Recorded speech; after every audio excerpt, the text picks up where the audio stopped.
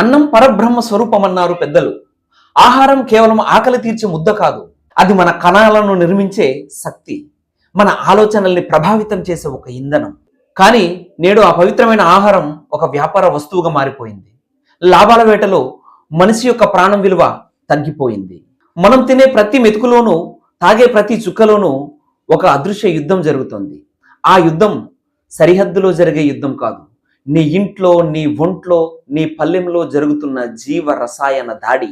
మనం అమృతం అనుకుని తాగుతున్న పాలు, ఆరోగ్యం అనుకుని తింటున్న కూరగాయలు, అవన్నీ ఇప్పుడు మన చావుకి చిరునామాగా మారుతున్నాయి.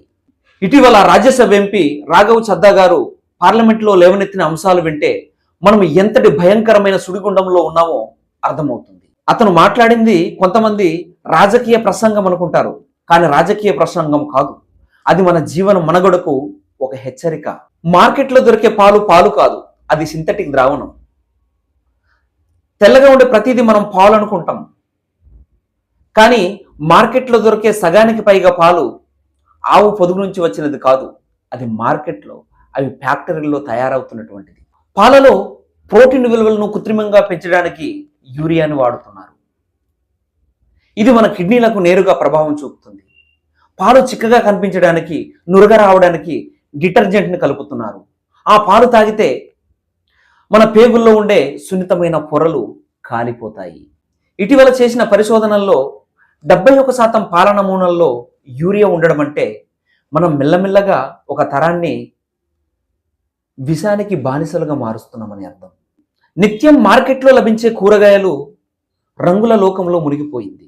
పచ్చని కూరగాయలు చూస్తే మనకు ఆరోగ్యం కనిపిస్తుంది, మనకు ఆరోగ్యం అనిపిస్తుంది. కానీ ఆ పచ్చదనం వెనుక మాలకైట్ గ్రీన్ అనేటువంటి ఒక ప్రమాదకరమైన డై ఉంది. ఇది ఒక ఇండస్ట్రియల్ కలర్. ఇది కడుపులోకి వెళితే మన కాలేయం కుళ్ళిపోతుంది. రాత్రికి రాత్రే కూరగాయలు పెరగడానికి ఆక్సిటోసిన్ అనే హార్మోన్ ఇంజెక్షన్లు ఇస్తున్నారు. ఈ హార్మోన్ల ప్రభావం వల్ల చిన్నపిల్లల్లో హార్మోన్లో అసమతుల్యత ఏర్పడుతుంది. ఆడపిల్లలు చిన్న వయసులోనే పెద్దవారవడం, మగవారిలో వంధ్యత్వం పెరగడం, దీని వెనుక ఈ హార్మోన్ల మాఫియా ఉంది. మనం మంచి తాజాగా ఉండేటువంటి కూరగాయలు తింటున్నామని భ్రమపడుతున్నాం, కానీ మనం రసాయన ఎరువుల వ్యర్థాలు తింటున్నాం. మసాలా దినుసుల్లో ఇటుక పొడి, నూనెల్లో యంత్రాల ఆయిల్ కలుపుతున్నారంటే మీరు నమ్ముతారా? భారతీయ వంటకాల్లో మసాలా దినుసులు ఒక ఔషధం లాంటిది, కానీ ఆ ఔషధమే నేడు విషంగా మారింది. కారంలో ఇటుక పొడి కలపడం అంటే ఇది సర్వసాధారణంగా మారిపోయింది. పసుపులో మెటానిల్ ఎల్లో అనే క్యాన్సర్ కారకాన్ని వాడుతున్నారు. అది నేరుగా మన నాడీ వ్యవస్థని దెబ్బతీస్తుంది. గాలి పక్షవత్తం రావడానికి, మెదడు చురుకుదనం దెబ్బతినడానికి ఈ రసాయనాలే కారణాలు.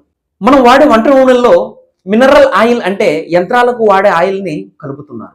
ఇది గుండె రక్తనాళాలను గట్టిపడేలా చేస్తుంది.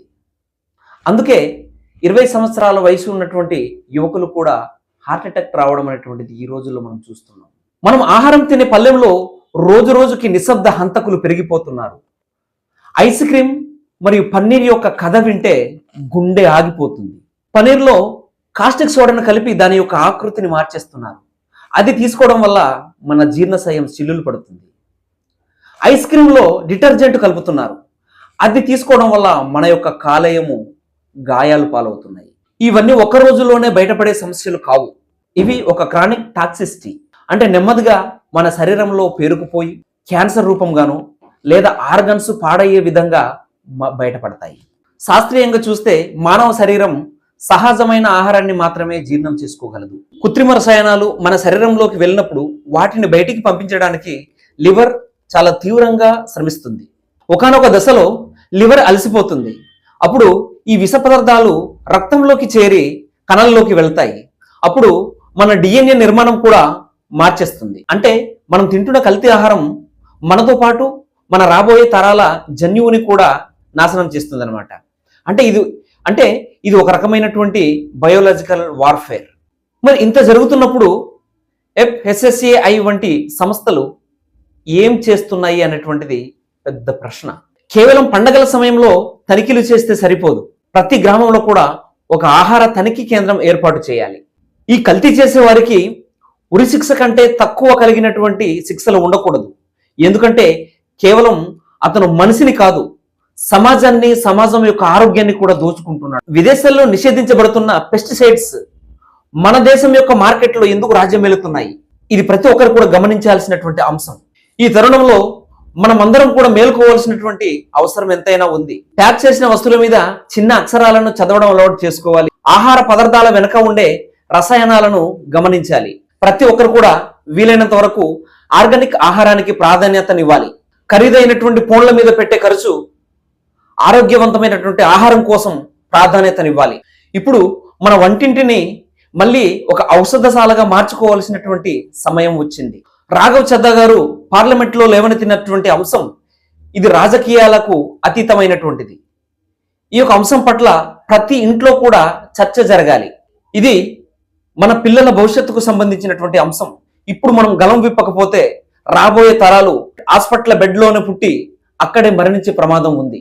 గుర్తుంచుకోండి, మనం తినే ఆహారం మన గమ్యాన్ని నిర్ణయిస్తుంది. నేను ఇస్తున్న ఈ సమాచారాన్ని కేవలం వినేసి వదిలేయకండి. మీరు కొనేటువంటి పాలు, కూరగాయలు, మసాలా దినుసుల విషయంలో కొంత జాగ్రత్త పడండి. మన ఇంట్లోనే చిన్న చిన్న పరీక్షల ద్వారా కల్తీని గుర్తించే పద్ధతులను నేర్చుకోండి. ఇది గైస్ మన ఆరోగ్యానికి సంబంధించినటువంటి ఈ అంశం.